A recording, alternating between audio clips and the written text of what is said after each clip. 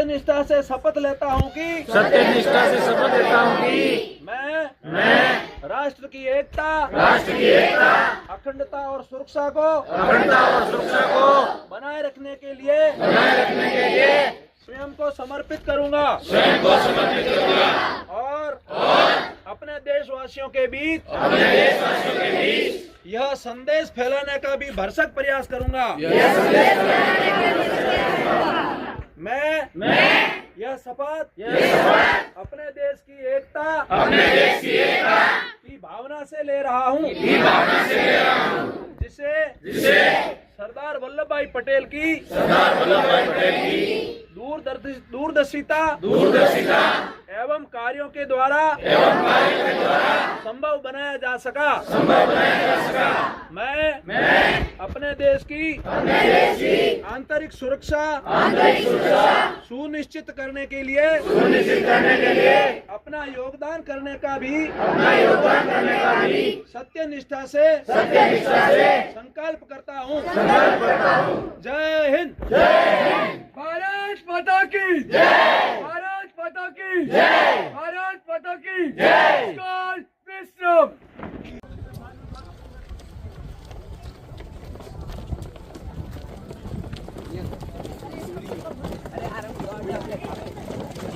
धीरे छोटे कदमों से साइड पकड़ लो बैरेट।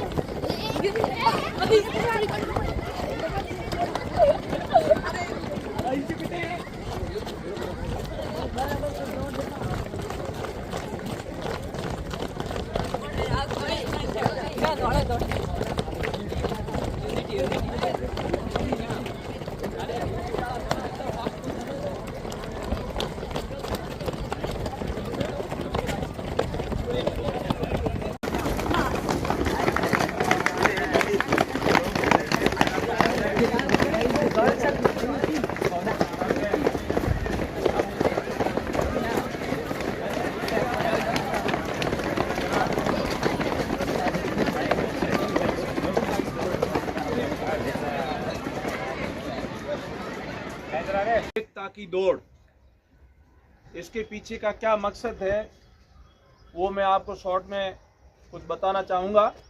उसके बाद में राष्ट्रीय एकता की शपथ होगी, वो शपथ हम सब लोग लेंगे। हमारे देश के लौह पुरुष सरदार वल्लभ भाई पटेल, जिनका जन्म 31 अक्टूबर 1875 को हुआ था गुजरात के नाडियाद में, जैसा कि प्रिंसिपल सर ने बताया। उन्होंने अपने दृढ़ संकल्प, दृढ़ निश्चय और राष्ट्र के प्रति असीम प्रेम और अगाध श्रद्धा के बल पर उन्होंने इस राष्ट्र को, जो अलग अलग रियासतों में बंटा हुआ था, आज़ादी के बाद अपनी पूरी ताकत लगाकर, जो दिल से मान गया उसको भी और जो दिल से नहीं मान रहा था उसको भी, सबको एक करके एक नाम दिया, भारत। पहले ये भारत अलग अलग रियासतों में बंटा हुआ था। सरदार पटेल ने ही सभी रियासतों को एक करके एक राष्ट्र श्रेष्ठ राष्ट्र का नारा दिया और इस भारत को, संपूर्ण भारत को एक भारत बनाया। सरदार पटेल इंग्लैंड से वकालत की डिग्री प्राप्त करके भारत आए थे महात्मा गांधी के अहिंसात्मक आंदोलन से प्रेरित होकर वो भी राष्ट्र में आज़ादी के लिए प्रयासरत रहे।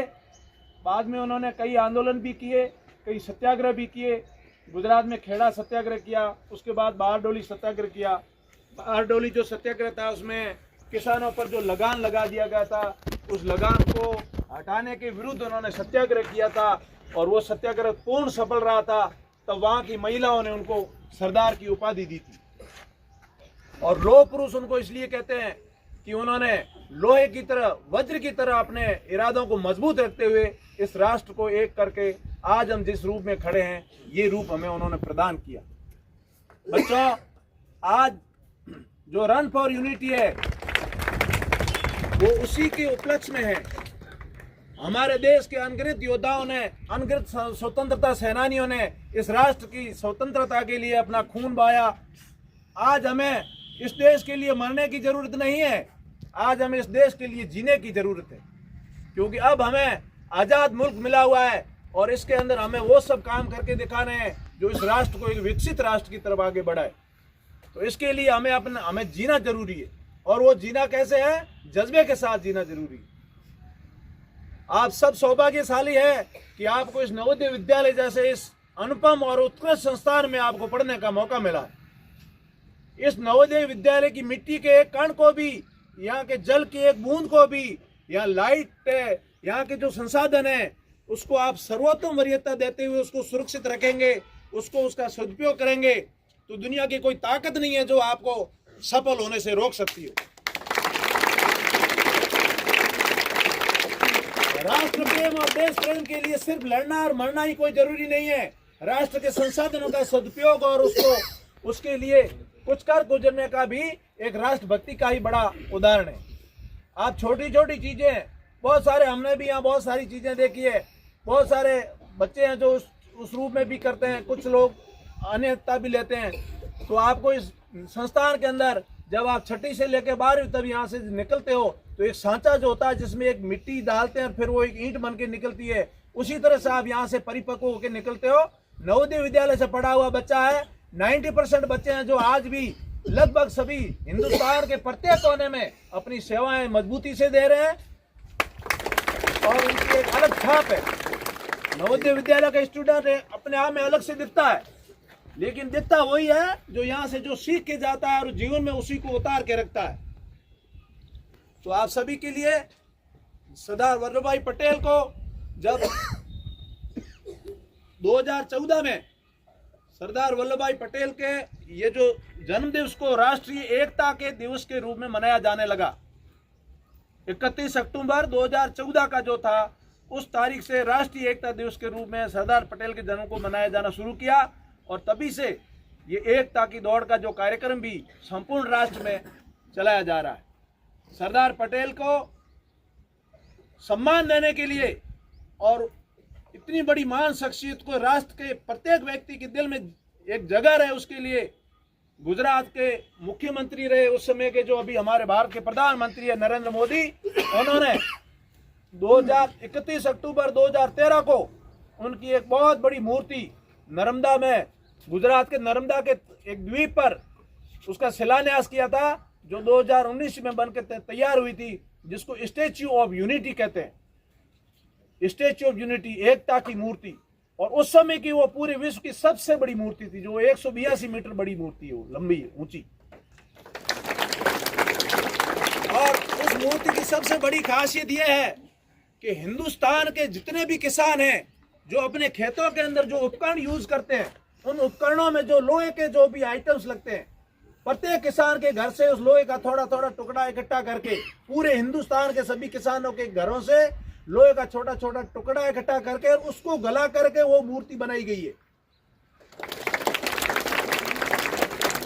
उसके पीछे पर्पज ये है, हिंदुस्तान के प्रत्येक किसान, प्रत्येक इंसान को उसके अंदर अपना एक अपनापन का एहसास हो। जब उस मूर्ति का निर्माण किया गया तो उसमें 3000 करोड़ रुपए लगे थे। उस समय बहुत सारी ऐसी बातें चली कि इतनी बड़ी मूर्ति में 3000 करोड़ लग गए, इतने पैसे से तो और क्या हो सकता था, वो हो सकता था। लेकिन वो 3000 करोड़ रुपए वहां उसको इस तरह से डेवलप किया गया है कि 1 साल के अंदर ही विश्व भर से और भारत के जितने भी पर्यटक वहां जाते हैं, आते हैं, घूमते हैं, उससे ये 3,000 करोड़ रुपए 1 साल के अंदर ही वो गवर्नमेंट को उसका इनकम होगी वापस। और उसके बाद तो लाखों लोग वहां जाते हैं और आते हैं। तो इस तरह की महान शख्सियत, जिनको बड़े दुख की बात है कि जो भारत रत्न बहुत समय बाद 1991 में जाकर के इनको भारत रत्न भी मिला मरणोपरांत।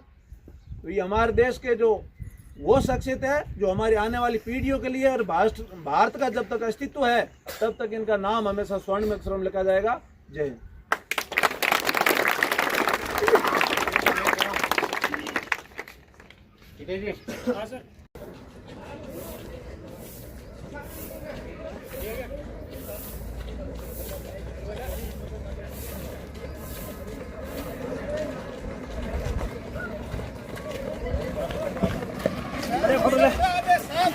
जवान हाँ देखो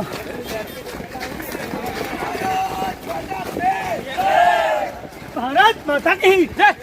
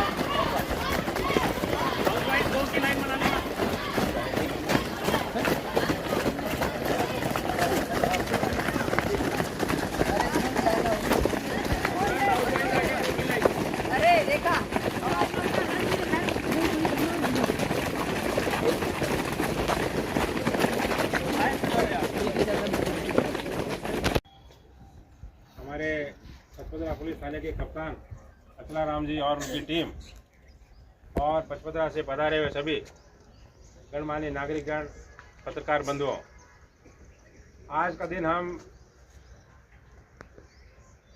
किस रूप में मना रहे हैं पता है आपको?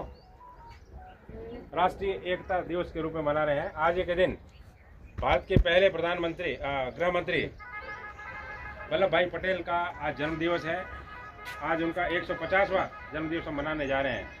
गुजरात के नाडियाड में इनका जन्म हुआ और भारत के जब आज़ाद हुआ तो 550 रियासतों का इन्होंने एकीकरण किया।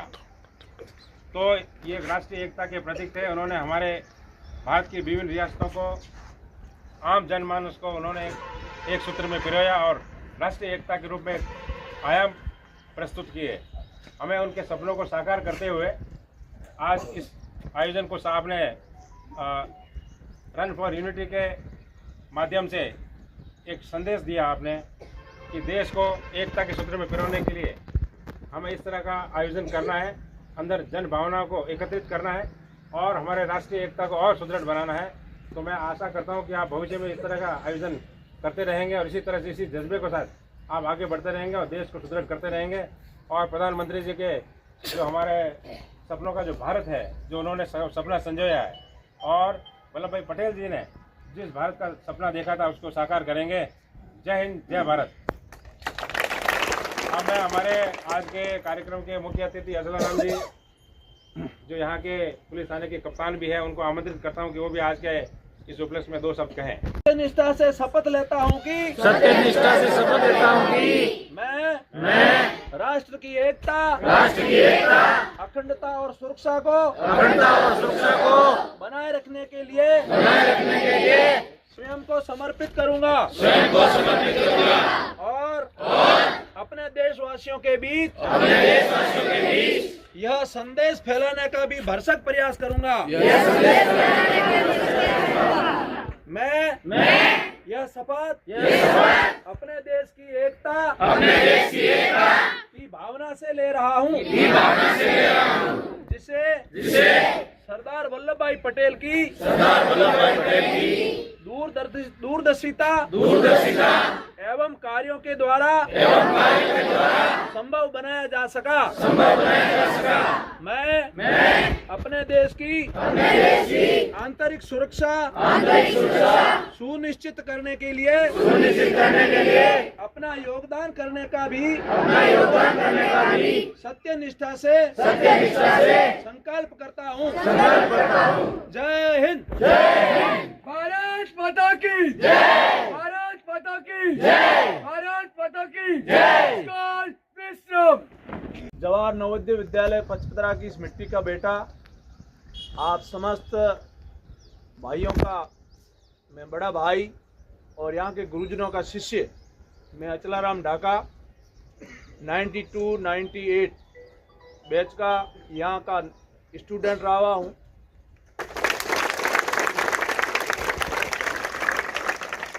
आज